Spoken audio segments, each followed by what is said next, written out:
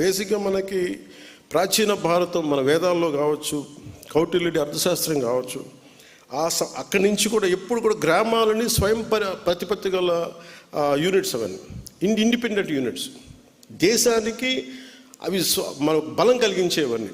So మేము అందుకనే ఏం కోరుకుంటున్నానంటే పంచాయత్ షుడ్ బి ఎంపవర్డ్. పంచాయతీని బలోపేతం చేయాలి. ఏం చేయాలి దానికని చెప్పి ఇందాక మీరు ఆ స్టాల్స్ చూస్తూ ఉంటే అది మా ఎన్డీఏ ప్రభుత్వం విజన్. అది మీరు చూడగలిగితే దాన్ని వచ్చే 4 సంవత్సరాలు ఇంకొక ఈ 3 నెలల్లో ఎంత శాతం మేము సాధించగలదని మేము అహర్నిశలు మేము కష్టపడడానికి మేము సంసిద్ధంగా ఉన్నాం. అలాగే దీంట్లో నేను ఉన్నతాధికారుల దృష్టికి తీసుకొస్తున్నాను. ఇందాక నేను చెప్పినట్టుగా ఈ నరేగా కూలీ అనే పథకం నుంచి దయచేసి నరేగా శ్రామికులు అనే పదం వాడవలసిందిగా నేను ఈ ప్రతిపాదన చేస్తాను. దయచేసి దీన్ని ముందుకు తీసుకెళ్ళండి. అలాగే ప్రతి చోట అంటే నేను చాలా గ్రామాల్లో స్కూల్స్కి ల్యాండ్ లేదు. నేను ఎక్కడో మన చిత్తూరు దగ్గర అనుకుంటే ఎక్కడో అక్కడ నేను నారావరి ఏంటది బల్లిపేట ఏదో మనం ల్యాండ్ కొనిచ్చాం అక్కడ రైల్వే కోడూరు నియోజకవర్గంలో ఒక గ్రామానికి స్కూల్ లేదు, మన స్కూల్ ప్లే గ్రౌండ్ లేదు. మైసూరవారిపల్లిలో ప్లే గ్రౌండ్ లేకపోతే నేను అడిగితే గ్రామానికి అసలు రెవెన్యూ భూమి ఏదైనా ఉందంటే అసలు సెంట్ భూమి లేదు. చాలా ఆశ్చర్యం కలిగింది. అసలు బేసిక్గా ఎంత ఉంది భూమి పంచాయతీల కింద, దీన్ని ఒకసారి ఆడిట్ చేయాల్సిన అవసరం ఉంది. ఎంత అన్యాక్రాంతమైంది దీని గురించి ఆడిట్ చేయాల్సిన అవసరం ఉంది.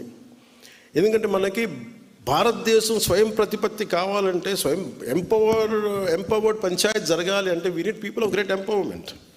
భవిష్యత్తుని బలోపేతం చేయగలిగే కొత్త తరానికి మనం అక్కడ పునాదులు ఇవ్వలేని పరిస్థితుల్లో కనుకుంటే మనం మన రాజకీయ పరంగా లబ్ధి పొందొచ్చేమో, కానీ నిజమైన ఆకాంక్ష ఆ ఒక పల్లెలు చాలా బలోపేతం అవ్వాలి, అది దేశానికి అది ఒక వెన్నెముకలా ఉండాలి అనాలి అంటే ఏదైతే బేసిక్ ఉన్నాయో స్కూల్ పిల్లలకు సంబంధించి కానీ, గ్రామానికి స్వయం ప్రతిపత్తి కానీ, లేదా అన్ని ఆర్థికంగా కూడా ఇవన్నీ ఉండాలి అంటే బేసిక్ భూమి రిసోర్సెస్ చాలా అవసరం. అవన్నీ కొంతమంది అన్యాక్రాంతం చేశారు. దీని మీద కంపల్సరీగా ఒక ఆడిట్ జరగాలి అని చెప్పేది నా ప్రగాఢమైన ఆకాంక్ష. దీన్ని కూడా ఉన్నతాధికారుల దృష్టికి తీసుకొస్తున్నాను. ప్రతి పంచాయతీలో ఎంత భూమి ఉంది, ఎన్ని బిల్డింగ్లు అన్యాక్రాంతం అయినాయి, ఎంత ఆస్తి మనుషులు అడ్డగోలుగా దోచేసుకున్నారు, దీని మీద మీరు దృష్టి, అభివృద్ధితో పాటు అవినీతి పైన కూడా మీరు చాలా బలమైన చెక్ పెట్టాలి మీరు. ఎందుకంటే ఇది ప్రజల సొమ్ము, ఇది దయచేసి ప్రజల సొమ్ముని అన్యాక్రాంతం కాకుండా, ప్రజల ఆస్తుల్ని అన్యాక్రాంతం కాకుండా కాపాడాల్సిన బాధ్యత ఉంది. మీకు ఎలాంటి రాజకీయ ఒత్తిళ్ళు వచ్చినా దానికి నేను అనేవాడు ఉన్నాను, నేను అండగా ఉంటాను. మీ అందరికీ ఉన్నతాధికారులందరికీ తెలియజేసుకుంటూ మీరు దీన్ని బలంగా ముందుకు తీసుకెళ్ళమని కోరుకుంటా ఉన్నాను. అలాగే ఇంకా మనం ఇంకా బలంగా జరుపుకోవాల్సిన రోజును ఈరోజు నేను చాలా ప్రిపేర్ అయ్యి వచ్చాను. గత 2-3 రోజులుగా చాలా ఎక్కువ సమయం గడుపుదాం, దాదాపు ఒక ఈవినింగ్ దాకా గడుపుదాం అనేది ప్రతి స్టాల్లో అనుకున్నాం. అలా మీ అందరితో ఎక్కువ సమయం గడుపుదామని, ప్రత్యేకంగానే ఉందామని. కానీ దురదృష్టం మొన్న కశ్మీర్లో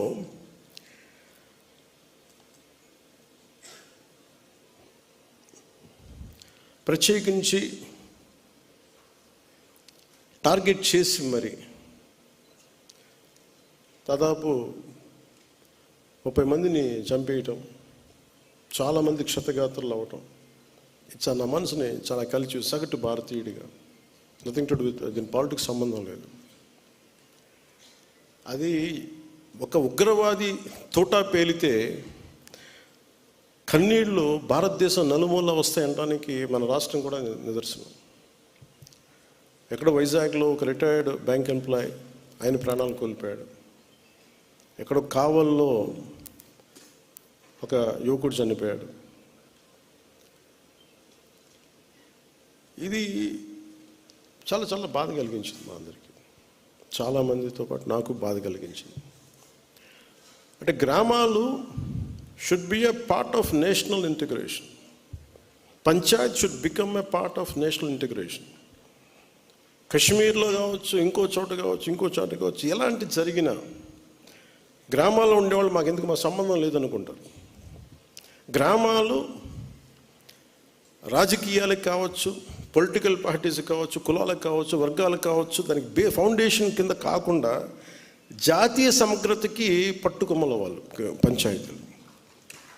అంటే ఇది మీకు ఎక్కడ ఏమైనా, ఎందుకంటే ప్రతి గ్రామం నుంచి ఎక్కడో చోట వస్తారు. ఎక్కడో శ్రీకాకుళంలో అత్యధికంగా ఉన్న ఒక పంచాయతీ నుంచిలో అత్యధికంగా సోల్జర్స్ వెళ్తారు అక్కడి నుంచి, ఒక పంచాయతీ నుంచి ప్రత్యేకించి. సో పంచాయతీలని ఎలా బలోపేతం చేయాలని ఒక ఉద్దేశంలో మొన్న ఆ సంఘటన జరిగిన తర్వాత దాని గురించి చాలా ఆలోచిస్తూ ఉంటే నాకు ఒకటే అనిపించింది.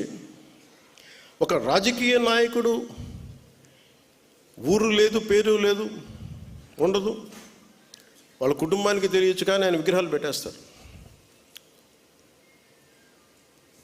ఏదన్నా విగ్రహాలు పోతే గోల్ చేసేస్తారు. కానీ ఏ దేశం అయితే మనకు ఆధారం ఇచ్చిందో, ఏ దేశం అయితే నీకు భారతీయుడని ఉనికి ఇచ్చిందో, ఆ భారతదేశాన్ని స్మరించుకునే ఒక ఏ చిహ్నం లేదు, ఎలాంటి చిహ్నం ఉండదు, గుర్తుండదు. అందుకని నేను ఈరోజు నా ప్రతిపాదన ఉన్నతాధికారులందరికీ, శశిభూషణ్ గారికి కానీ, ఇక్కడున్న కమిషనర్ గారికి కానీ, అందరికీ అందరికీ ప్రతి పంచాయతీలో జాతీయ సమగ్రత ప్రాంగణం అనేది చాలా చాలా అవసరం. దాంట్లో జాతీయ సమగ్రత స్తూపం. అది మీరు 1000 గజాల్లో పెడతారా, ఎకరంలో పెడతారా, ఇంకెక్కువలో పెడతారా, ఆ పంచాయతీలను బట్టి కనీసం ప్రతి చోట 13,326 పంచాయతీల్లో 13,326 జాతీయ సమగ్రత ప్రాంగణాలు ఉండాలి. 13,326 జాతీయ సమగ్రత స్తూపాలు ఉండాలి. ఇది దయచేసి దీన్ని ఎలా తీసుకెళ్తాం, దీనికి కావాలంటే నేను క్యాబినెట్లో కూర్చొని గౌరవ ముఖ్యమంత్రి చంద్రబాబు నాయుడు గారితో మాట్లాడి, అవసరమైతే కేంద్ర ప్రభుత్వంతో మాట్లాడి, ఇది చాలా చాలా అవసరం ఇప్పుడున్న పరిస్థితుల్లో. ఉగ్రవాదం పెట్రేగి పెరిగిపోతున్న పరిస్థితుల్లో గ్రామాల నుంచి బలమైన వ్యక్తులు ఉంటేనే, దేశ వికాసానికి బలపడే వ్యక్తుల సమూహం ఉంటేనే గ్రామాల్లోనే మన దేశానికి ఏదైనా చేయగలం, తద్వారా మనం లాభపడగలం. మనకి ఉనికినిచ్చిన మన దేశం తాలూకు మనం భాగస్వాములు కాకపోతే, నాకు సంబంధం లేదు, నా కులం కాదు, నా పార్టీ కాదు, మా ఏరియా కాదు అనుకుంటే అలా కుదరదు. అందుకని దీనిని సమగ్రతని పెంచే, జాతీయ సమగ్రతని పెంచే ఈ జాతీయ సమగ్రత ప్రాంగణాలకి దయచేసి మీరు ఒక ప్రణాళిక తీసుకెళ్ళవలసిందిగా మనస్ఫూర్తిగా నేను మీ అందరికీ తెలియజేస్తాను. ఇక మీతో ఎక్కువ సమయం గడపాలనుకుంటా ఉన్నాను. కానీ నాకున్న ఒక నిన్న కశ్మీర్లో చనిపోయిన వ్యక్తుల్లో మన ఆంధ్రప్రదేశ్ చెందిన వాళ్ళు 2 ఉన్నారు. ఈ బాధ్యతలు నేను కూడా వెళ్ళి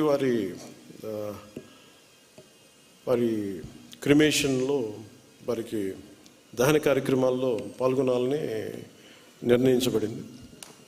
అందువల్ల దానికి బయలుదేరుతున్నాను. లేదంటే కనీసం మీతోటి మీ అందరి కూర్చొని ఉండేవాడిని ఎక్కువసేపు. కాకపోతే నాకు ఇంకా ఏ ఫ్లైట్ ఏం లేదు ఎక్కడికి వెళ్ళడానికి, దారిలోనే వెళ్ళాలి 200 కిలోమీటర్లు ఇక్కడి నుంచి.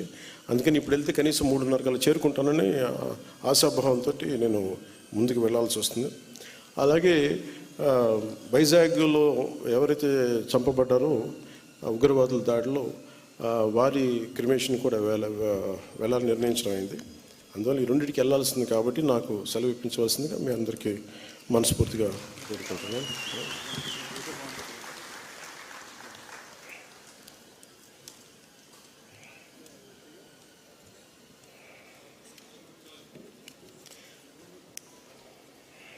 అంటే రాష్ట్ర వ్యాప్తంగా సర్పంచులు ఎదుర్కొంటున్న పలు సమస్యల్ని పాపారావు గారు దృష్టికి తీసుకొచ్చారు.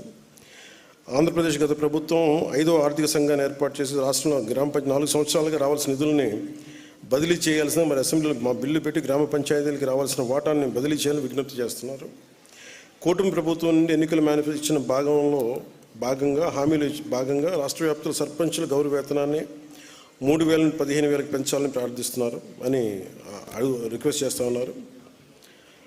అలాగే వెంకటేశ్వర గారి దర్శనం కూడా ఈ మూడింటిని మేము ఖచ్చితంగా పరిశీలిస్తాం. ఇది నేను ముఖ్యమంత్రి గారి దృష్టికి తీసుకెళ్తాను, క్యాబినెట్ దృష్టికి తీసుకెళ్తాను తెలియజేసుకుంటూ, మీ అందరికీ కూడా మనస్ఫూర్తిగా నా ధన్యవాదాలు తెలియజేసుకుంటూ సెలవు తీసుకున్నాను. జై హింద్. ధన్యవాదాలు సార్. మీ చేతుల మీదుగా ఉత్తమ సేవలు అందించినటువంటి స్వచ్ఛాంధ్ర కార్పొరేషన్ అలాగే తదితర కార్పొరేషన్ వారికి మీ చేతుల మీదుగా ప్రశంసా పత్రాలు అందించవలసిందిగా కోరుతున్నాం సార్. ప్రథమంగా best performing in Swachhandhra rural Anantapur జిల్లా కలెక్టర్ మరియు మెజిస్ట్రేట్ గారు ఆ జిల్లాకు సంబంధించినటువంటి ఆ మొమెంటోను స్వీకరించడానికి రావాల్సిందిగా మనందరి కరతాళ ధ్వనుల మధ్య స్వాగతం తెలియజేస్తున్నాను. Doctor V Vinod Kumar IAS, welcome sir. అలాగే శ్రీ సత్యసాయి జిల్లా కలెక్టర్ మరియు మెజిస్ట్రేట్ శ్రీ టిఎస్ చరణ్ గారు, చేతన్ గారు ఐఏఎస్.